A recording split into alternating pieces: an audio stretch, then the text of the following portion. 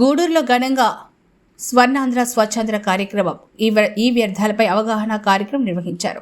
ఈ కార్యక్రమంలో తిరుపతి జిల్లా collector doctor Venkateshwar, Gudur MLA Pasam Sunil Kumar, Gudur sub collector Raghavendra Meena, Gudur municipal commissioner, Gudur DSP Geethakumari, అన్ని శాఖల అధికారులు, ఇతర రాజకీయ నాయకులు పాల్గొన్నారు. ఈ సందర్భంగా తిరుపతి జిల్లా కలెక్టర్ డాక్టర్ వెంకటేశ్వర్ మాట్లాడుతూ ఈ వ్యర్థాల వల్ల పర్యావరణం ఏ విధంగా కాలుష్యం బారిన పడుతుంది, మానవాళి మనుగడపై ఈ ప్రభావం ఏ విధంగా ఉంటుంది, ఈ వ్యర్థాలను ఏ విధంగా నియంత్రణ చేయాలి. గూడూరు శాసనసభ్యులు పాసం సునీల్ కుమార్ మాట్లాడుతూ ఈ చెక్ తరహాలో ఎలక్ట్రానిక్ వ్యర్థాలను సురక్షిత పద్ధతిలో రీసైక్లింగ్ చేసే విధానానికి సహకరించాలని తెలిపారు. స్వచ్ఛంద ఆంధ్ర కార్యక్రమంలో భాగంగా గూడూరు పట్టాన్ని స్వచ్ఛ గూడూరుగా చేసేందుకు కృషి చేస్తామని ఆయన తెలిపారు. తదితర అంశాలపై అధికారులు ప్రజలకు అవగాహన కల్పించారు. ఈ కార్యక్రమానికి అధికారులతో పాటు ప్రజలు, కళాశాల విద్యార్థులు పాల్గొన్నారు.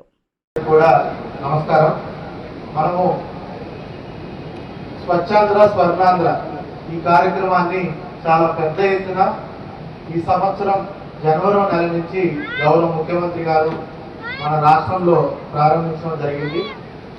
దీంట్లో భాగంగా ప్రతి నెల మూడో శనివారం కూడా ఒక ప్రత్యేకమైనటువంటి కార్యాచరణతో ప్రతి నెలకు కూడా ఒక టీంతో మనకి ఈ కార్యక్రమాన్ని చేసుకోవడం జరుగుతుంది. దీంట్లో భాగంగానే ప్రతి నెల కూడా మూడో శనివారం గౌరవ ముఖ్యమంత్రి గారు ఒక జిల్లాకి వెళ్తున్నారు. గడిచిన 4 నెలలు అంటే జనవరి, ఫిబ్రవరి, మార్చు, ఈరోజు కూడా మనకి గౌరవ ముఖ్యమంత్రి గారు పార్టిసిపేట్ చేస్తున్నారు.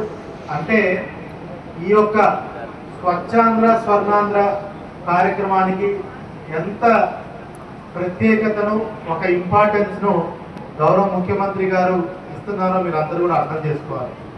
ఆయన ఎందుకు అలా ఇస్తున్నారు అనేది కూడా మీరు అర్థం చేసుకోవాలి. ఎందుకంటే రాను రాను మనకి ఈ చెత్త ఏదైతే ఉందో మన పరిసరాలని అన్నింటినీ కూడా పాడు చేయడం వల్ల మన జీవితాలు రోజు రోజుకి ఒక అంటే దుర్భాగ్యమైన స్థితికి వస్తున్నాయి. చుట్టుపక్కల చెత్త పేరుకోవడం వల్ల మనకి అనేక రకమైనటువంటి జబ్బులు మనందరికీ వస్తున్నాయి. ఈరోజు మలేరియా కానీ, డెంగ్యూ కానీ, ఫైలేరియా కానీ, చికెన్ గున్యా కానీ ఇవన్నీ కూడా మన నీటి మురుగు. జిల్లా కలెక్టర్ గారికి మనస్ఫూర్తిగా గూడూరు నియోజకవర్గ తరఫున స్వాగతం పలుకుతున్నాను.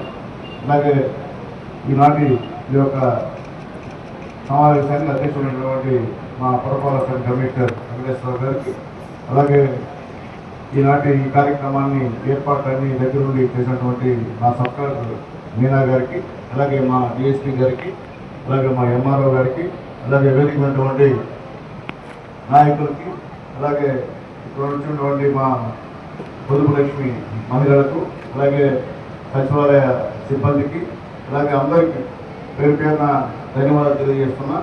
ఈరోజు ముఖ్యంగా